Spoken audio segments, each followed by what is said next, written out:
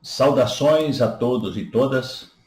Hoje eu gravo o tema A Educação Escolar no Campo, que é o capítulo 14 deste livro, Estrutura e Funcionamento da Educação Básica, de autoria minha e de Maria Cristina Braga Tagliavini.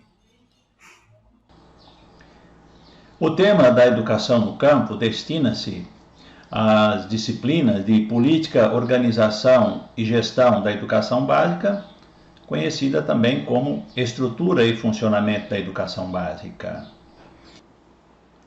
A fundamentação legal da educação no campo está na Constituição Federal, que garante todos os direitos à educação para todos os cidadãos, inclusive, obviamente, para os moradores do campo. Está na Lei de Diretriz e Base da Educação Nacional, no seu artigo 28, na Resolução 1 de 2002 da Câmara de Educação Básica do Conselho Nacional de Educação, que estabelece as diretrizes curriculares, baseadas no parecer 21, também de 2002, da mesma Câmara. Resolução esta que foi atualizada pela Resolução 2 de 2008, da mesma Câmara de Educação Básica, e pelo parecer 3 de 2008, também do CNE. E a regulamentação vem pelo decreto 7.352 de 2010 da Presidência da República, decreto que foi modificado em parte depois do golpe de 2016, com a extinção do Programa Nacional de Educação na Reforma Agrária, o que prejudicou muito o pessoal do campo. Qual o universo de pessoas, de cidadãos atendidos pela educação no campo? Em 2018, estavam matriculados na educação básica em escolas do campo 5,5 milhões de alunos. Se nós olharmos este outro quadro, Censo Escolar de 2016, nós vemos que o número de escolas em 2016 era de 69.049. O número de professores na educação do campo, 345.259. As matrículas eram de 5.581.021 alunos. Só na educação infantil havia 1.140.000. No ensino fundamental, nos anos iniciais, 2.457.000. No ensino fundamental, anos finais, 1.450.000. No ensino médio, 350.000.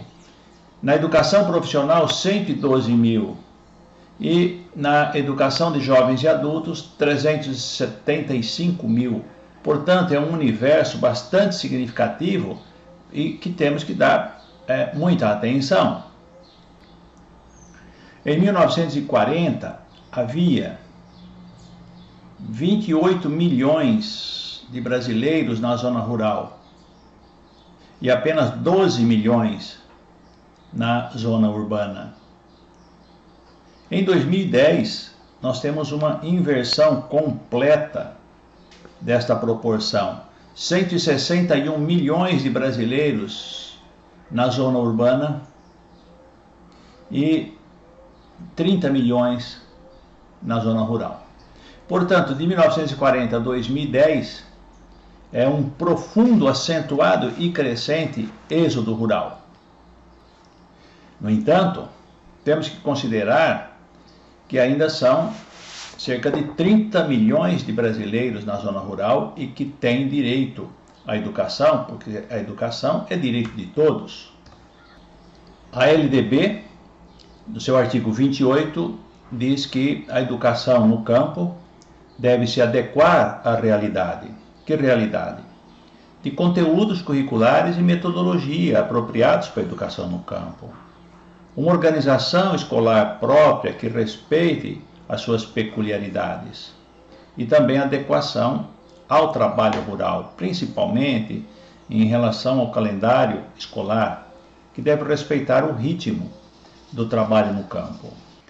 As diretrizes curriculares para a educação no campo previstas na Resolução 1 de 2002 do Conselho Nacional de Educação mostram as especificidades desta educação. Em primeiro lugar, deve-se ter flexibilidade em relação ao projeto pedagógico para a educação no campo, como, por exemplo, calendário próprio, atividades adequadas e espaços onde eles possam fazer esse trabalho educacional. Também o respeito à diversidade do campo e às suas peculiaridades. Deve-se preservar a gestão democrática da escola do campo e a sua autonomia em relação à educação regular no meio urbano. Diz ainda a resolução que a educação no campo deve ter foco no desenvolvimento sustentável, no respeito à natureza, e também que deve haver uma formação de professores para a educação no campo. A UFSCar, por exemplo, já formou 2 turmas da Pedagogia da Terra, quando existia o programa, o Pronera, e o Grupo de Estudos e Pesquisas de Educação no Campo, o GEPEC, que está ligado ao Departamento de Educação da UFSCar, já formou algumas turmas em nível de especialização para a educação no campo. Diz também a resolução que os educadores do campo devem ter uma remuneração digna para garantir o seu trabalho de qualidade. Importante saber quem são os destinatários da educação no campo. São os agricultores familiares, são os extrativistas e povos da floresta, são os pescadores artesanais, os ribeirinhos, os assentados do movimento de reforma agrária, os assalariados rurais e os quilombolas e caiçaras, e outros que não tenham entrado nesta classificação. Finalizando, nós queremos destacar que a educação de qualidade no campo e com o homem do campo é uma das chances de transformação social e não podemos perder esta oportunidade. A boa política seria modernizar o campo, levar ao campo o mesmo nível de conforto da cidade, com acesso à saúde, à informação, à cultura, à qualidade de vida. E com tudo isso, obviamente, uma educação de qualidade, com o melhor do saber acumulado pela sociedade, que se somaria às características e às riquezas do saber do homem do campo. Isso seria uma educação libertadora, uma educação para a emancipação também do homem do campo. Infelizmente, existe uma tendência ao fechamento das escolas do campo.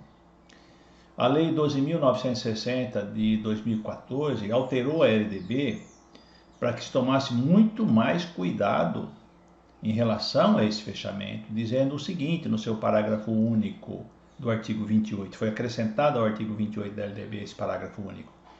O fechamento de escolas do campo, indígenas e quilombolas será precedido de manifestação do órgão normativo do respectivo sistema de ensino, que considerará a justificativa apresentada pela Secretaria de Educação, a análise do diagnóstico do impacto da ação e a manifestação da comunidade escolar. Portanto, se cumprirmos esse parágrafo único do artigo 28 da LDB, não será tão fácil o fechamento das escolas do campo. E com isso, nós concluímos a gravação do capítulo 14 do livro de Estrutura e Funcionamento da Educação Básica, de autoria minha e de Maria Cristina Braga Tagliavini, e que serve de introdução ao tema A Educação Escolar do Homem do Campo.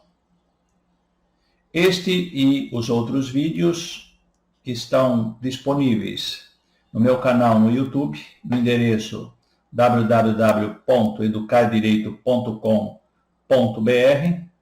Se você gostou, dê um ok.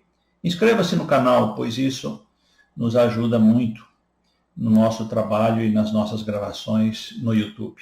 Muito obrigado. Saudações a todos.